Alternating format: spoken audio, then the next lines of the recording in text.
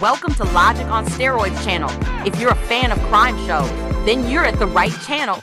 We seek knowledge or simply just seeking entertainment when we tune into videos like body cams, courtroom verdicts, and the sentencing, or even the chaos that goes on in the courtrooms, all the way until justice has been handed out to the victims and their families. Well, it's not all the time that we're satisfied with the outcome of certain criminal cases. We've seen plenty of screw-ups and injustice by the court system themselves, and although they're following protocol and logical methods, we still tend to recognize the obvious cruelty of the offense which our own humanly nature seek results that differ from which they've received. Today, we're gonna show you the top 3 cases of when women were punished with just a slap on their wrists. Coming in at number 3, get ready for a gruesome and most shocking event that involves a mother, daughter, and stepfather in Aurora, Colorado. Make sure to hit that like button for the algorithm. Okay, let's begin. I like to go steroids, and I'm doing fine. This is Isabella Guzman. Isabella Guzman stabbed her mother Yeonmi Hoi to death in their Aurora, Colorado home. She had absolutely no idea she would one day be internet famous. According to her stepfather Ryan Hoi, on the night of August 28th, 2013, Yeonmi Hoi arrived home from work around 9:30 p.m. She told her husband she was going upstairs to take a quick shower, but he soon heard a thud, followed by blood-curdling screams. Ryan Hoi rushed upstairs just in time to see Isabella slamming the bathroom door shut. He tried to push through, but Guzman had locked it and was pushing against the other side. When he saw blood seeping beneath the door, he raced back downstairs to call 911. He ran into the bathroom and found Yeonmi Hoi naked on the floor, with a baseball bat beside her, covered in stab wounds. He tried to resuscitate her, but she was already dead. Investigators later found that she had been stabbed at least 79 times in the head, neck, and torso. By the time police arrived, Isabella had already fled the scene. Officers found her in a nearby parking garage the next afternoon, her pink sports bra and turquoise shorts still covered in her mother's blood. According to her stepfather, Ryan Hoi, Guzman became more threatening and disrespectful toward her mother, and on Tuesday, August 27th, the two had a particularly nasty argument that ended in Guzman spitting in her mom's face. Hoi received an email from her daughter the next morning that simply read, "You will pay." Isabella Guzman was just 18 years old. Soon after her arrest, Guzman pleaded not guilty by reason of insanity. Her doctors found that she suffered from schizophrenia. The judge accepted Guzman's plea of not guilty by reason of insanity and sent her to the Colorado Mental Health Institute in Pueblo, where he ordered her to stay until she was no longer a danger to herself or her community. When it comes to getting a slap on the wrist, we think Isabella Guzman goes right up in the top 3. What do you think? We've most likely seen plenty of cases where the men were 100% insane, and they've gotten what they deserve, which was the ultimate punishment. There's plenty viewers who may not agree, which is fine, but I have 2 more opportunities to convince you otherwise, which is why we've chose the next video. Coming in at number 2, a father of 5 would kiss his wife goodbye as he leaves for work, only to receive the worst call in his life from his wife. Watch this clip of a depressed stay-at-home mother, then tell us if rather or not she got a slap on her wrist or if she got what she deserved. I like to go steroids, and I'm doing fine. In 2001, Andrea Yates was living a simple and devoutly religious life in a Houston suburb. As a stay-at-home mom, she took care of her 5 children in a comfortable home while her husband, Rusty, worked as a NASA engineer. On June 20th, everything changed. According to Yates herself, she waited until Rusty went to his job. Then, one by one, she drowned her 5 children in the bathtub. She then called 911 repeatedly and said that she had killed her children: Noah, 7, John, 5, Paul, 3, Luke, 2, Mary, 6 months. What's your name?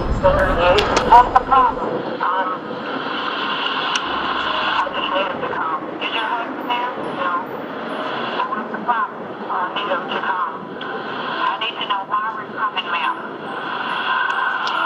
Is he there standing next to you? She? Are you having a disturbance? Are you ill or what?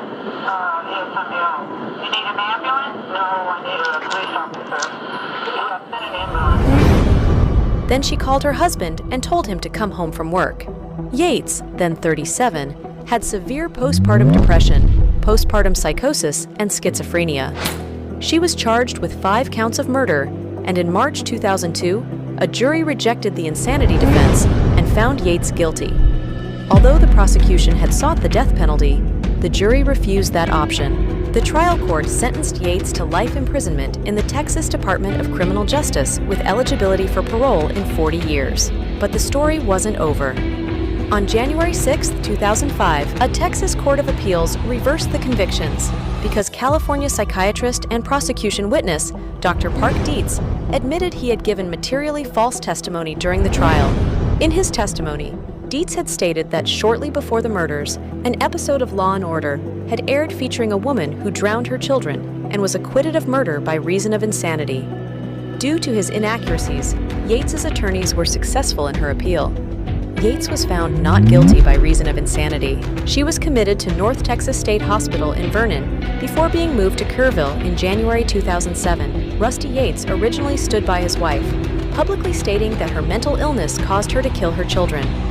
Although he divorced her in 2005, Yates told Oprah Winfrey in 2015 that he still spoke to his ex-wife monthly. Now, if what you've just heard leads you to believe that Andrea Yates is one of, if not the most luckiest of women on this planet to have avoided death by execution for her admitted crimes, while her 5 kids and ex-husband comes in first place as the most unluckiest humans alive, or well, dead in this case, well, you get a pass to think this way. What a major slap on the wrist. There's too many similar cases where kids were killed by their mothers, and they've gotten the fair treatment which we all, or most, have come to agree on. But it's bothersome to say that our next clip, even if it's familiar with you, will probably send you into an outrage from reliving the moment of the unjustified outcome we've witnessed in July 5, 2011. If you find child neglect, teenage motherly selfishness, and lies truly despicable, well, here is your top video of today. Coming in at number 1, when the accused murderer is related to the victim, not only does it cause an implosion within the family, but the sheer magnitude of the desperate and drastic measures taken by the offender for the sake of being portrayed as innocent is a small portion of what causes this story to land at the top. I'm not going to on steroids, and I'm doing fine. Here's the top video of the day. This is Orange County Utilities Emergency Dispatch. We found a human skull. Oh my gosh. On August 9, 2005, in Orlando, Florida, a 19-year-old Casey Marie Anthony gave birth to her daughter, Kaylee Marie Anthony. On June 16, 2008, Casey departed from her parents' home in Orlando, Florida, where she and Kaylee resided. People may have believed that Casey had an argument about Cindy wanting to take custody over Kaylee due to Casey purposely keeping her away from them as punishment. Or maybe Casey was adamant on attending a hot body event at a nightclub in Orlando, and she just had a sinister plan of getting Kaylee, a liability, out of her way without any complaint from an actual caretaker. When her concerned parents would contact her, Casey would lie. She used her working out of town at the Universal Studios as an excuse, said Kaylee was with her nanny named Zanny, at a beach, at a theme park, a friend was paying for an extra day. Zanny was in a car accident at the park, delaying their return. She always had a plausible excuse. On June 20, 2008, 4 days after Kaylee went missing, which no one yet knew this, she put her party girl reputation to the test at an Orlando nightclub. Casey was captured in various photos celebrating at a party hosted by Clint on July 15, 2008. When Cindy Anthony found her daughter's Pontiac Sunfire, she made a call to the police and said to them that she had not seen Kaylee, her granddaughter, for 31 days, and her daughter Casey had given varied explanations as to Kaylee's whereabouts before eventually saying she had not seen Kaylee for weeks. There's something wrong. I found my daughter's car today, and it smells like there's been a dead body in the damn car. The same night, Casey told police that Kaylee had been kidnapped by her babysitter, Zenaida Fernandez Gonzalez, and that both had vanished since June 9th. The tip sent police on a wild goose chase July 16, 2008. In a false attempt to help investigators with their case, Casey took them to Universal Studios Orlando, where she claimed to have worked. However, her former supervisors informed investigators that Casey hadn't worked there for years.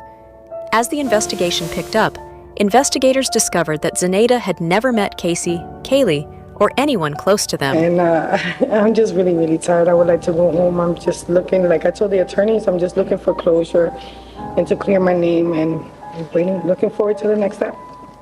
October 14th, 2008. Casey Anthony was arrested for child neglect, giving false statements, and obstruction.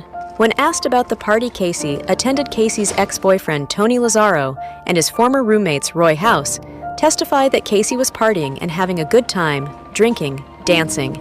She seemed as outgoing and content as ever. The night of June 16th, we rented a movie together from Blockbuster.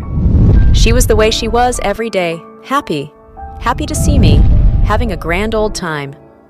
None of her friends or associates knew that Kaylee was missing. October 24th, 2008. Forensic reports from an examination of Casey's car are released. The reports note that a hair strand discovered in the trunk is microscopically similar to those found on Kaylee's brush and showed characteristics of apparent decomposition. Additionally, an air sample from the trunk is found to contain chemical compounds consistent with human decomposition and chloroform. Casey was indicted with 7 criminal charges, one of which was capital murder, and she pled not guilty. 2 months later, Kaylee's remains were found in a wooded area near the Anthony home. In April of 2009, prosecutors chose to seek the death penalty. Throughout the trial, Casey had discreditably eviscerated her father, George Anthony. She painted him as the potential suspect responsible for the death of Kaylee by holding her lifeless body after she had drowned in their pool. She also goes to say that he would molest her when she was a child. George would deny these accusations throughout the trial, which he was repeatedly called to the stand to testify. The trial officially ran from May 9th to July 5th of 2011, with a total of 91 witnesses and millions of viewers engaged in the televised courtroom reality. State of Florida versus Casey Marie Anthony. As to the charge of first-degree murder, we, the jury, find the defendant not guilty. This is like OJ all over again. Absolutely shocked. They totally got it wrong. I cannot believe the verdict today. The jury delivered a not guilty verdict for 3 of the 7 charges, including first-degree murder, aggravated child abuse, and aggravated manslaughter of a child. Casey was still found guilty for 4 misdemeanor counts of providing false information to law enforcement. During all of this, the case was receiving mass amounts of media coverage. It was sensational, just as the O.J. Simpson case had been a decade prior. I think it's great. So much evidence to deliberate for as short as they did and come back with a not guilty verdict. I think it shows the jury was pretty irresponsible. When it comes to Casey Anthony, not only can she spar with the beautifulest of killers, but she can also go head-to-head with pathological lying beauties. Although Jodi Arias's beauty would bury her alive, well, Casey Anthony would sure as hell stomp over Isabella Guzman and Andrea Yates, who were both rendered not guilty by insanity, while Casey takes the first-place prize when it comes to legally not being responsible for a death at all. These are the top 3 slap-on-the-wrist cases, Women Edition.